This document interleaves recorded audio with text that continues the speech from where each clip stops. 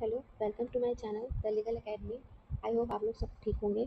आज हम लोग बात करेंगे the law of torts. Tort एक ऐसा सब्जेक्ट है जो एलएलबी सेमेस्टर्स के लिए और यूजीसी नेट एग्जाम के लिए बहुत ही इंपॉर्टेंट रोल प्ले करता है। इस वीडियो में हम लोग जानेंगे कि nature and definition of torts क्या है, ओरिजिन कैसे हुआ टॉर्ट का, और लॉ ऑफ टॉर्ट्स होता है कि लॉ ऑफ टॉर्ट होता है, इस पर डिफरेंट डिफरेंट यूरिस्ट के पर्सपेक्टिव्स को देखेंगे, डेफिनेशंस देखेंगे, और difference between law and torts and other law statute के बारे में पढ़ेंगे। For example difference between law and crime, sorry tort and crime, difference between tort and criminal breach of trust, difference between tort and contract. तो इस video में हम लोग देखेंगे। पूरी वीडियो को आप लोग देखिए तभी आप लोगों को समझ में आएगा कि एक्चुअली में टॉर्ट्स क्या होता है, लॉ ऑफ टॉर्ट या लॉ ऑफ टॉर्ट्स होता है, या टॉर्ट वाकई में टॉर्ट है क्या। तो देखिए, आप लोग सब जानते होंगे हमारे जितने भी लॉज हैं, for example Hindu law, Muslim law, contract law, IPC जो रिपील्ड हो चुका है बीएनएस में, तो ये सारी चीज़ें क्या हैं, ये सब कोडिफाइड है, इन्हें एक स्ट्रक्चर फॉर्म में दिया गया है। लेकिन लॉ ऑफ टॉर्ट्स जो है या टॉर्ट, वो कोडिफाइड नहीं है। क्यों? क्योंकि ये प्रेसिडेंट से आया है, ये एक इंग्लिश टर्म है, ये प्रेसिडेंट से बन के आया है, और ये अनकोडिफाइड इसको माना जाता है। जैसे कि मीनिंग एंड ओरिजिन की बात करें ऑफ द टर्म टॉट की, तो टॉट एक फ्रेंच वर्ड है जिसका मतलब होता है रॉन्ग, जो कि रॉन्ग है। लैटिन अगर और भी डीप में जाएँ तो लैटिन रूट क्या होगा इसका, टॉटम। टॉटम मीन्स होता है ट्विस्ट या क्रूप, मतलब कोई भी चीज़ जो ट्विस्ट कर दी गई है। ठीक है, ये इंडिकेट करता है अनलॉफुल, ट्विस्टेड या रॉन्गफुल कंटेंट को। अब इसकी कंपैरेटिव टर्मिनोलॉजी को देखें तो जैसे इंग्लिश में इसको कहा जाता है रॉन्ग, रोमन या रोमेनियन में से डेलिसिट या डेलिक्टम, और स्पेनिश में से डेलिटोस कहा जाता है। Civil wrong causing legal harm, इसका मतलब ये होता है कि जो सिविल रॉन्ग होता है इसमें जो एक लीगल इंजरी को कॉज करता है। टॉर्ट में होना चाहिए कि लीगल राइट्स का वॉल्यूशन होना बहुत ज़रूरी होता है। एक सिविल रॉन्ग होता है, क्रिमिनल रॉन्ग नहीं होता है, एक सिविल रॉन्ग होता है।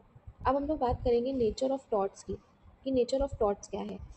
तो टॉर्ट का अगर नेचर देखा जाए तो ये एक रॉन्गफुल एक्ट है।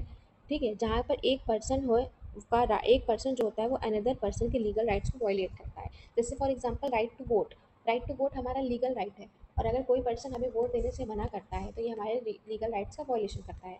तो ये हो जाएगा a civil wrong, but not every civil wrong is a tort. ये एक सिविल रॉन्ग है, लेकिन ज़रूरी नहीं है कि सारा सिविल रॉन्ग ही क्या हो, वो टॉर्ट हो। और a breach of duty imposed by law, not by contract और कंसेंट, मतलब एक ये ब्रीच ऑफ ड्यूटी है जो लॉ ने इम्पोज की, लॉ ने कोई ड्यूटी बना दी और कहा कि इसको आपको मानना है, और जो पर्सन इसको वॉयलेट करता है तो वो अपनी ड्यूटी का क्या करता है, ब्रीच करता है। ना कि कोई कॉन्ट्रैक्ट, कॉन्ट्रैक्ट और कोई कंसेंट होती है, उसमें इंडिविजुअल होता है। जैसे मानिए किसी चीज़ का कॉन्ट्रैक्ट है तो उसमें दो इंडिविजुअल अपने तरीके से उसको बनाते हैं, उसमें वो बनाते हैं अगर इसका ब्रीच होगा तो क्या होगा, अगर एक पार्टी ने ब्रीच किया तो क्या होगा। तो ये कॉन्ट्रैक्ट अपनी मर्जी से, कॉन्ट्रैक्ट जो होता है वो पार्टीज अपनी मर्जी से बनाते हैं। लेकिन लॉ ऑफ टॉर्ट्स में जो है वो ड्यूटी जो भी होती है उसको लॉ के द्वारा क्या किया जाता है, इम्पोज किया जाता है। आगे बढ़ते हैं, बात करते हैं govern by law of obligation, duty avoid causing harm and compensate when harm occur. ये लॉ ऑफ ऑब्लिगेशन से गवर्न होता है। इसमें ड्यूटी क्या है कि अगर आपने कोई ड्यूटी को अवॉइड किया, जैसे किसी पर्सन ने किसी ड्यूटी को अवॉइड किया तो सामने वाले को हार्म कॉज किया, और वो उसका क्या राइट है कि वो उसको कंपनसेशन मिलेगा, फिर वो पर्सन उसको कंपनसेशन भी देगा। तो ये इसका नेचर हो गया। अब कुछ की फीचर्स की बात करेंगे, जब हम लोग टॉट पढ़ेंगे तो उसमें कुछ टर्म्स जो होंगे वो बार बार हमें सुनाई देंगे। जैसे कि एक टर्म है टॉट फीजर। टॉट फीजर का क्या मतलब होता है कि कोई भी पर्सन जो है वो टॉट को कमिट करता है, जिस पर्सन ने टॉट को कमिट किया वो टॉट फीजर कहलाता है। जैसे रॉन्ग डूअर। टॉर्टियस एक्ट क्या होता है, टॉर्टियस एक्ट का मतलब होता है एक ऐसा रॉन्गफुल एक्ट जो अपने में ही रॉन्गफुल है, जो खुद ही एक रॉन्गफुल है, तो वो टॉर्टियस एक्ट हो जाता है। सबसे पहला केस कौन सा आया था, फर्स्ट रिपोर्टेड केस का था ब्रूटन वर्सेस हार्डी। ये केस था फर्स्ट रिपोर्टेड केस, याद रख लीजिए आप लोग। कुछ एग्जांपल्स की जैसे बात करें तो पहला एग्जांपल होता है डिफेमेशन। डिफेमेशन का मतलब क्या होता है, किसी की भी रेपुटेशन को हार्म करना।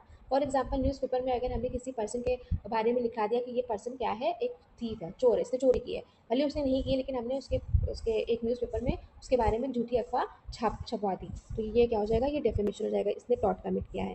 ट्रेस पास क्या हो गया, जैसे कोई पर्सन जो है वो किसी की भी लैंड पे बिना पोजीशन के, ठीक है, क्या करता है, अनलॉफुल इंटरफेयर कर लेता है, तो ये हो जाएगा टॉट। क्या कोई इंटेंशनली मिसरिप्रेजेंट कर रहा है किसी भी चीज़ को, डिसीट कर रहा है या फ्रॉड कर रहा है। और अदर कौन से होते हैं, जैसे नेग्लिजेंट, न्यूसेंस या बैटरी। तो ये हम लोग अभी आगे पढ़ेंगे, ये एग्जाम्पल है टॉट्स के। अब आगे बात करते हैं सोशल एंड लीगल इम्प्लीकेशंस क्या होता है। सोशल एंड लीगल इम्प्लीकेशन में जो टॉर्ट में जो होता है, तो वो बर्डन जो होता है ऑफ लॉस फ्रॉम विक्टिम। जो लॉस होता है वो उसका बर्डन किसको शिफ्ट हो जाता है, विक्टिम को। मतलब विक्टिम से कहाँ पर, रॉन्ग डूअर पे। जैसे कि फॉर एग्जांपल जैसे ए ने बी के राइट्स का वॉल्यूशन किया, तो बी ए की क्या जिम्मेदारी है, ए रॉन्ग डूअर हो गया तो उसकी क्या रिस्पॉन्सिबिलिटी है कि वो बी को क्या करे, बी विक्टिम हो गया, उसको क्या करे, उसके जो उसको लॉस हुआ है उसको कंपनसेट करे। तो ये बर्डन किस पे शिफ्ट हो जाता है, रॉन्ग डूअर पे शिफ्ट हो जाता है।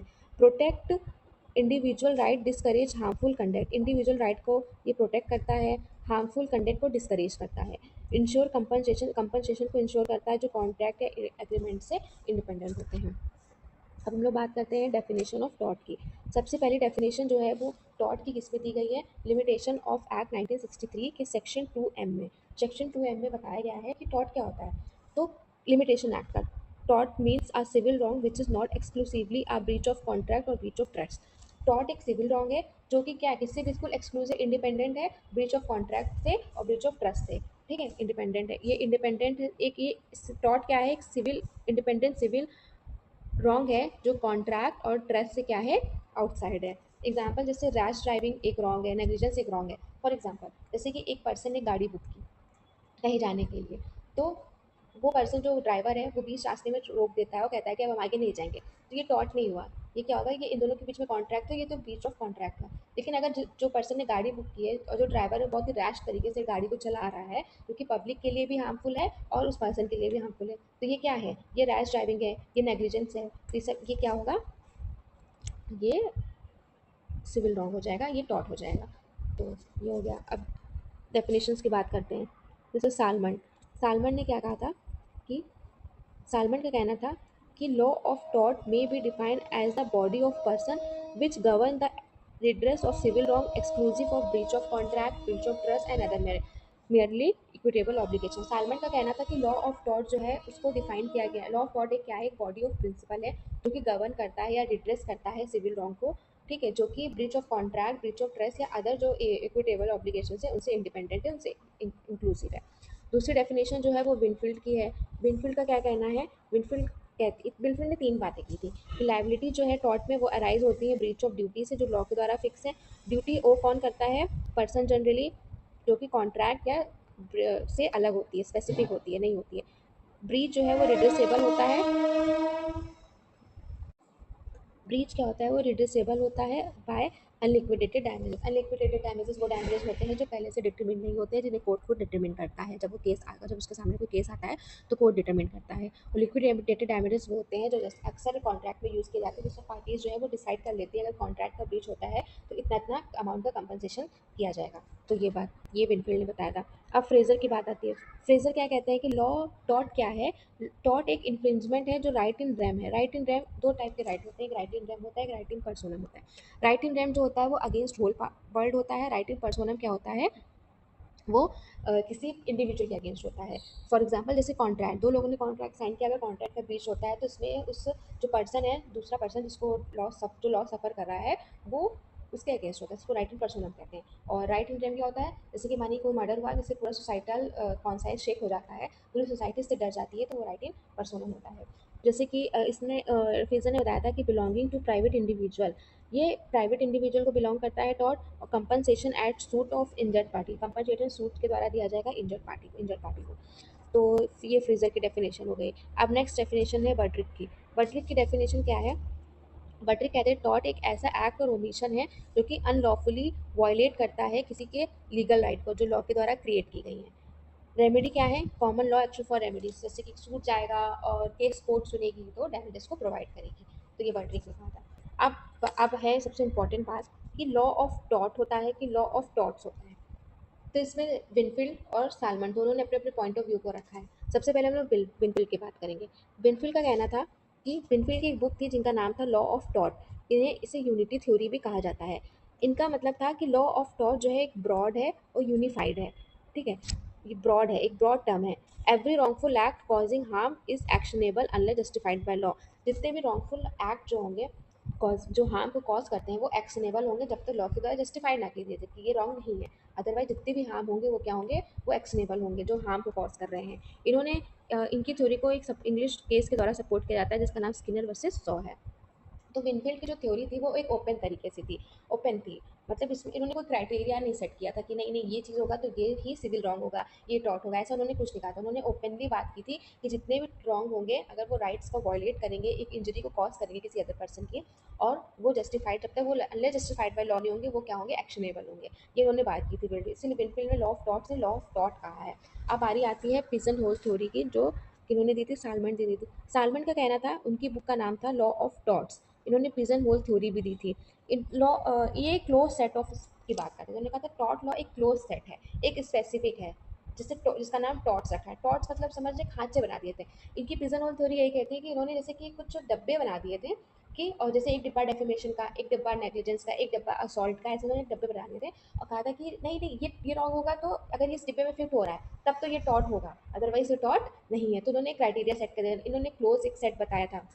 इन्होंने कहा था कि वही एक्ट जो होंगे वो रॉन्ग होंगे, वो एक्शनेबल होंगे जो इस एग्जिस्टिंग जो कैटेगरी उन्होंने बनाई थी उसमें फिट हो रहे हो, जो डिब्बे उन्होंने बना रखे थे उसमें वो फिट हो रहा हो तभी होगा, अदरवाइज वो टॉट नहीं है, रॉन्ग नहीं। इसलिए उन्होंने कहा था लॉ ऑफ टॉट्स, क्योंकि इन्होंने टॉट का मतलब क्या होता है, प्यूरल, मतलब एक दो तीन चार, तो उन्होंने सेट कर दिए थे, चार पांच डिब्बे सेट कर दिए थे, मतलब फॉर एग्जाम्पल। तो उन्होंने हर एक कैटेगरी डिवाइड कर दी थी। लेकिन विनफील्ड कहते थे कि नहीं नहीं नहीं, टॉट एक बहुत बड़ा टर्म है, एक ब्रॉड टर्म है, जिसमें जितने भी रॉन्ग है, अगर वो वो कभी तभी एक्शनेबल होंगे जब वो इंजरी कॉज कर रहे होंगे।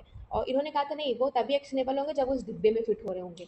तो इन्होंने क्लोज कैटेगरी दी थी और उन्होंने एक ओपन एंडेड कैटेगरी दी थी। इनके कौन कौन से केसेस है, जैसे कि केसेस क्या है, एस्ट्रे वर्सेस वाइट। इस केस में का लीगल मैगजीन क्या था, यूबीजस इवी मीडियम, मतलब यूबीजस इवी मीडियम। दूसरा है कि इस मतलब ये मैगजीन है जिसका एवोल्यूशन हुआ था इस केस में। दूसरा केस है M three Mehta versus Union of India, इसमें सुप्रीम कोर्ट ने बहुत ही एक नया कॉन्सेप्ट लाया था एब्सोल्यूट लायबिलिटी का। और ये सब हम लोग अभी आगे पढ़ेंगे। फॉर एग्जांपल हम आप लोगों का भी जनरल बता रहे जनरली, तो आप लोग पहले उस हिसाब से पढ़ते हैं। पिजन होल थ्योरी केस क्या है, एलन वेस्टर फ्लड का एक केस था, उषाविन त्रिवेदी वर्सेस भाग्य लक्ष्मी चित्रा मंदिर। इस केस में रिकॉग्नाइज किया गया था कि ये टॉट नहीं है। क्यों? क्योंकि इसमें एक संतोषी माँ फिल्म बनी थी जिसमें कहा गया था, जिसको रिलीजियस सेंटिमेंट्स को जो कि हर्ट करता है, तो कोर्ट ने कहा था कि रिलीजियस जैसा कोई डिब्बा एग्जिस्ट ही नहीं करता है, तो ये एग्जिस्ट ही नहीं होगा उसमें। तो ये था लॉ ऑफ डॉट्स और लॉ ऑफ डॉट की जर्नी डिफरेंट डिफरेंट ड्यूटीज के पर्सपेक्टिव से। अब बारी आती है कि इसे बताते हैं कौन कौन से रॉन्ग जो है वो डॉट नहीं है, कौन कौन से रॉन्ग जो टॉट नहीं माना जाएगा। जो एक्सक्लूसिवली, जो पूरी तरह से क्रिमिनल नेचर का, वो टॉट नहीं होगा। जो पूरी तरह से कॉन्ट्रेक्चुअल कॉन्ट्रैक्ट हो, वो टॉट नहीं होगा। जो जिसमें ट्रस्ट या इक्विटेबल ड्यूटी इवॉल्व, वो टॉट नहीं होगा। जो पॉलिसी कॉन्ट्रैक्ट है वो टॉट नहीं होगा।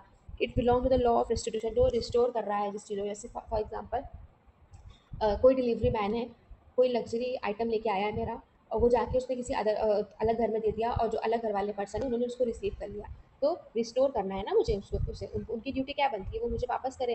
मेरी ड्यूटी बनती है, मेरा क्या राइट है कि मेरी चीज़ मुझे रिस्टोर हो जाए। तो ये हो जाएगा। ये सारी चीज़ें टॉट में नहीं आती हैं। अब नेचर ऑफ टॉट में हम लोग डिफरेंस पढ़ेंगे कि लॉ ऑफ टॉट्स का और क्राइम का, क्रिमिनल लॉ में क्या डिफरेंस है, टॉट और क्रिमिनल क्राइम में क्या डिफरेंस है। सबसे पहले है, टॉर्ट एक सिविल रॉन्ग है जो कि इंडिविजुअल के राइट को क्या करता है, अफेक्ट करता है। क्राइम एक पब्लिक रॉन्ग है जो पूरी होल कम्युनिटी को अफेक्ट करता है। इसमें ये एक प्राइवेट रॉन्ग है, ये एक पब्लिक रॉन्ग है। इसमें इंजर्ड पार्टी जो है वो केस को लाती है, इसमें स्टेट जो है वो केस को प्रेजेंट करता है, प्रोसिक्यूटर साहब। Compensation to the injured party, compensation जो होगा वो इंडियन पार्टी को दिया जाएगा। इसमें रॉन्ग डूअर को पनिशमेंट किया जाएगा और सोसाइटी को प्रोटेक्ट किया जाता है। अनलिक्विडेड डैमेजेस होते हैं, कोर्ट डिसाइड करता है, इसमें पनिशमेंट मिलती है, जैसे इम्प्रिजनमेंट या लाइफ इम्प्रिजनमेंट या फाइन। एग्जाम्पल कौन कौन से हैं टॉर्ट के, जैसे डेफेमेशन, नेग्लिजेंस, ट्रेसपास, इसमें murder, theft, public nuisance.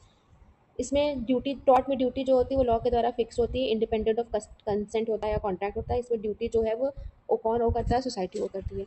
Civil remedy में भी एग्जिस्ट अलॉन्ग साइड, इसमें टॉर्ट में सिविल रेमेडी भी होती है और क्रिमिनल रेमेडी भी होती है। फॉर एग्जाम्पल जैसे डेफेमेशन का केस हुआ, या एक्सीडेंट का केस हुआ है, या डेफेमेशन का केस हुआ है, तो जो लॉस होता है तो हम लोग उसमें कंपनसेशन भी ले सकते हैं और साथ साथ क्रिमिनल को जेल भी करा सकते हैं।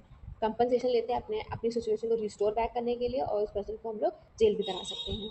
इसमें भी taught and can be both taught and a crime, इसमें भी दोनों चीज़ें होती हैं।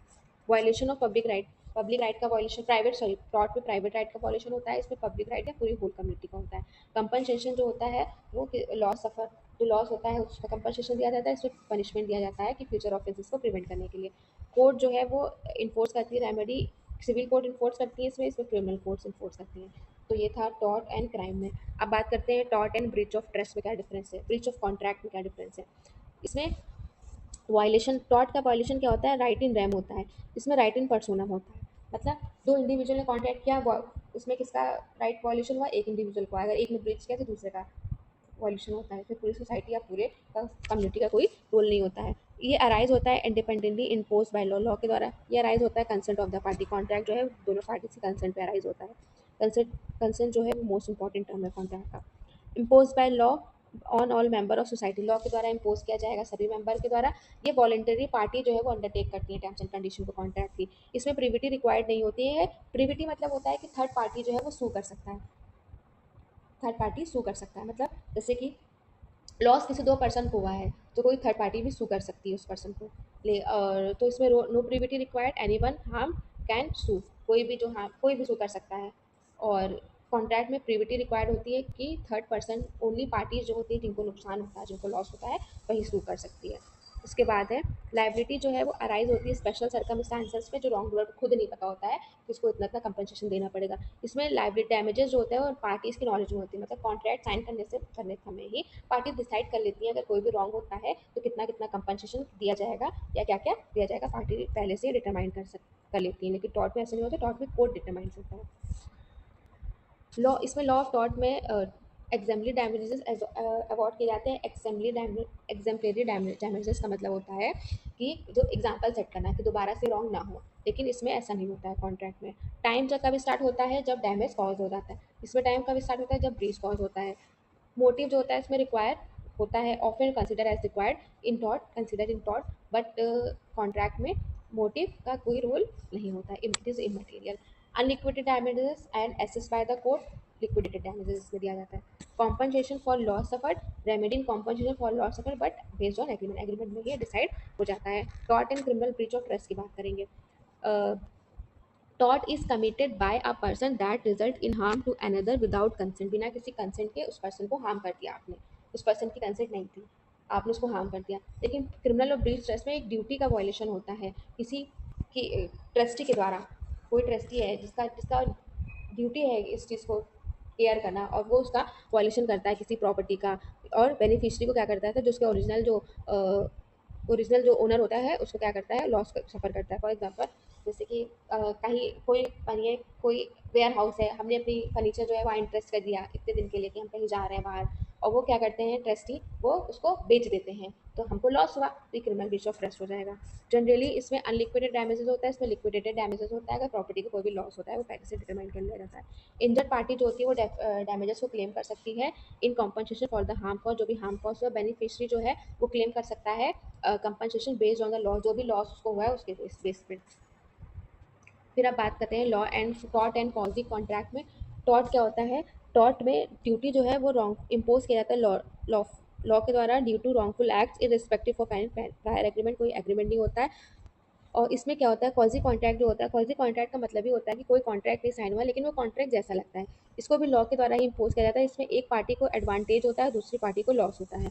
फॉर एग्जाम्पल जैसे कोई खाने वाला डिलीवरी मैन है, जोमेटो से खाना ऑर्डर किया है और वो जाके दूसरे घर में दे देता है, दूसरे घर के जो ए साहब होते हैं वो क्या करते हैं, उसको खा लेते हैं। तो उन्होंने क्या किया, तो उनकी ड्यूटी, हमारे बीच में कोई कॉन्ट्रैक्ट नहीं अराज हुआ, लेकिन उनकी ड्यूटी है कि वो मुझे मेरे पैसे लौटाएं या मुझे वो खाना ला के दें, और मेरा राइट है कि वो मुझे वापस करें। तो मुझे लॉस हुआ, उनको गेन, उन्होंने खाया उनको गेन हो गया, मुझे क्या हो गया, लॉस हो गया। तो ये कॉजी कॉन्ट्रैक्ट है, कोई कॉन्ट्रैक्ट नहीं होता है, लेकिन क्या होता है कॉन्ट्रैक्ट जैसा लगता है। इसमें ड्यूटी जो है वो पब्लिक और पर्सन जनरली वो करते हैं, इसमें ड्यूटी जो है स्पेसिफिक इंडिविजुअल या पार्टी वो करती है। अनलिक्विडेटेड डैमेजेस होते हैं, इसमें डैमेजेस होते हैं वो लिक्विडेटेड होते हैं, मतलब जो भी लॉस हुआ है उस हिसाब से दे दिया जाता है। तो आज के वीडियो में इतना ही। आगे हम लोग इसके बारे में और पढ़ेंगे, कुछ स्पेसिफिक टॉट्स के बारे में पढ़ेंगे, कुछ जनरल एक्सेप्शंस के बारे में पढ़ेंगे। और आपको ये वीडियो पसंद आई हो तो प्लीज़ मेरे चैनल को सब्सक्राइब करें, लाइक करें और शेयर करें। और भी कुछ डाउट हो तो मुझे कमेंट सेक्शन में पूछें। और अगर आपको नोट्स चाहिए तो मेरा एक टेलीग्राम चैनल है, वो मैं आपको डिस्क्रिप्शन बॉक्स में डाल दूँगी, आप लोग उसमें मैसेज कर के ये नोट्स ले सकते हैं। Thank you so much.